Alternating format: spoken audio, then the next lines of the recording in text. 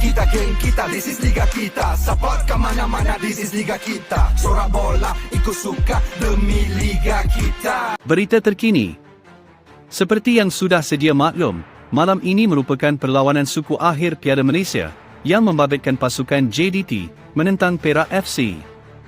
Tiada istilah mustahil dalam bola sepak apabila sentuhan Yusri Cik Lah amat ditagih penyokong menjelang aksi kedua separuh akhir Piala Malaysia bertemu JDT yang bakal berlangsung di Stadium Sultan Ibrahim, Iskandar Puteri, malam ini.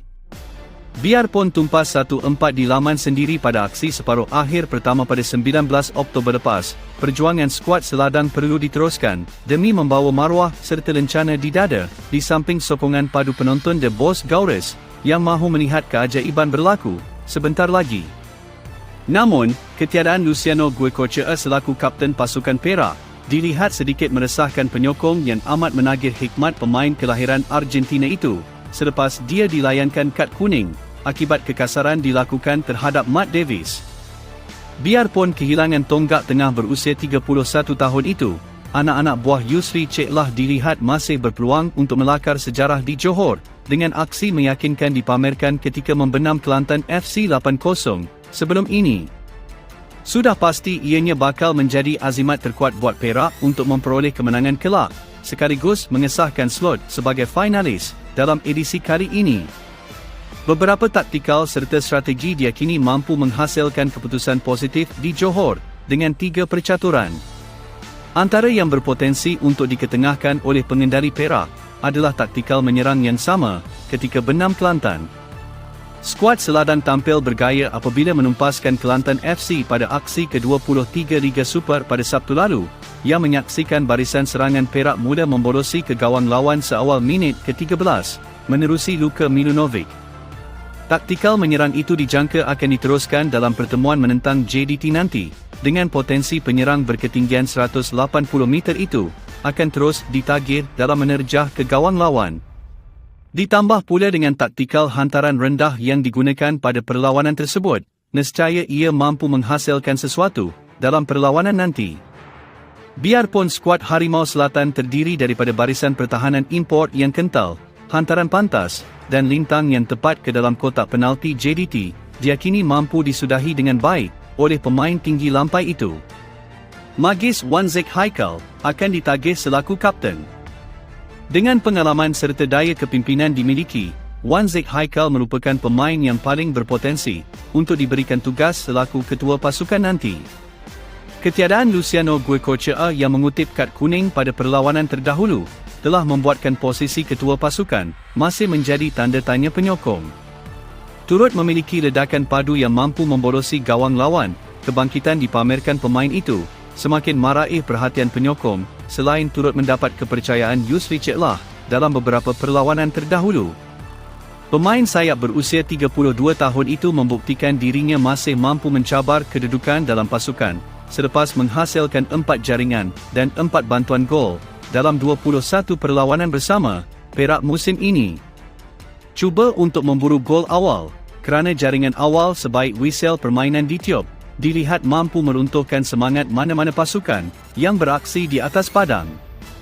Ia terbukti selepas penyerang utama Perak, Luka Milanovic berjaya memecah kebuntuan seawal minit ke-13 ketika menentang Kelantan sebelum ini. Bermula detik itu, skuad seladang dilihat terus menggerakkan asakan bertali arus ke kubu pertahanan lawan yang jelas kelihatan cemas dan goyah akibat jaringan awal tersebut. Ditambah pula dengan tekanan beraksi di depan penyokong sendiri, JDT dijangka akan berdepan dengan tekanan untuk memburu gol sekiranya dibolosi terlebih dahulu. Aksi di tempat lawan sewajarnya digunakan sebaik mungkin oleh barisan pemain Perak yang berpotensi untuk menghancurkan harapan ribuan penyokong Harimau Selatan nanti. Memetik laporan Liga Bola Sepak Malaysia bersama Pertahanan Perak FC, Shivan pilih asukan sebelum perlawanan menentang JDT. Pemain berusia 22 tahun itu yakin dengan taktikal direncanakan ketua jurulatih, Yusri Cik Lah. Untuk perlawanan ini, kapten pasukan, Luciano Goicoechea, tidak bermain. Jadi, corak permainan hampir sama. Coach Yusri punya filosofi permainan kami, dan faham macam mana nak main dengan bola. Lucho pemain tengah, untuk ganti dia, kita ada, jadi kita akan buat yang terbaik malam ini, katanya kepada MFL. Tambahnya lagi, barisan serangan JDT antara yang perlu diberi tumpuan oleh pertahanan Perak bagi merealisasikan impian tidak diborosi di Stadium SSI. Bagi saya, bermain di SSI adalah cabaran untuk kami, tapi kita sampai ke separuh akhir ini adalah peluang untuk kami. Kami datang ke sini untuk bagi yang terbaik. Saya harap dapat keputusan yang bagus. Barisan serangan Johor, Fernando Forestieri, Bek Sunda Silva, dan Arif Aiman Hanapi adalah satu cabaran untuk kita, tetapi kami dah buat penilaian dari perlawanan pertama di Ipoh, Perak. Kita akan kurangkan kesilapan dan harap tidak bolosi sebarang jaringan pada perlawanan itu, jelasnya. Ketika ini, kita tahu bahawa peningkatan Perak FC di peringkat hujung musim Liga Malaysia 2023 kelihatan baik. Yusri Ceklah berjaya memastikan nasib The Boss Gaurus tidak terus malang dan hanyut dalam carta Liga Super. Bukan sekadar dalam saingan Liga Super, tetapi persembahan Perak di Piala Malaysia turut mendapat pujian apabila Yusri berjaya memimpin pasukannya sehingga ke separuh akhir. Lebih manis, kejayaan mara ke peringkat itu terjadi apabila mereka menewaskan dua pasukan utama Liga Super, iaitu Sabah FC dan Kedah Darul Aman FC.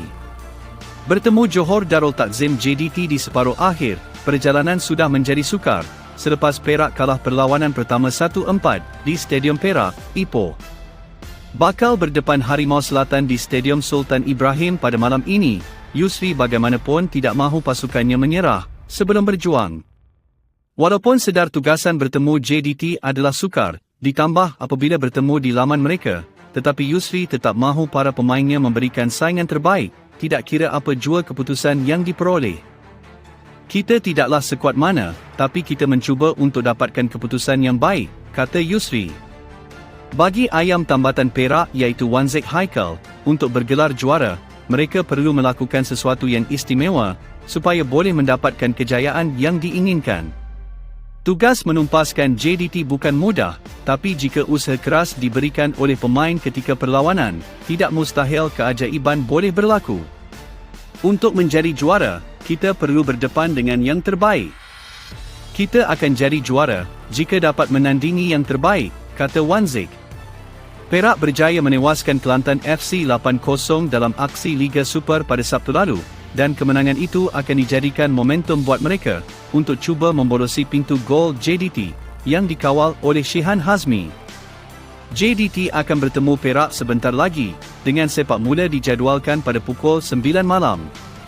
Pemenang antara dua pasukan ini akan bertemu sama ada Terengganu FC atau Kuala Lumpur City FC di perlawanan akhir pada 9 Disember.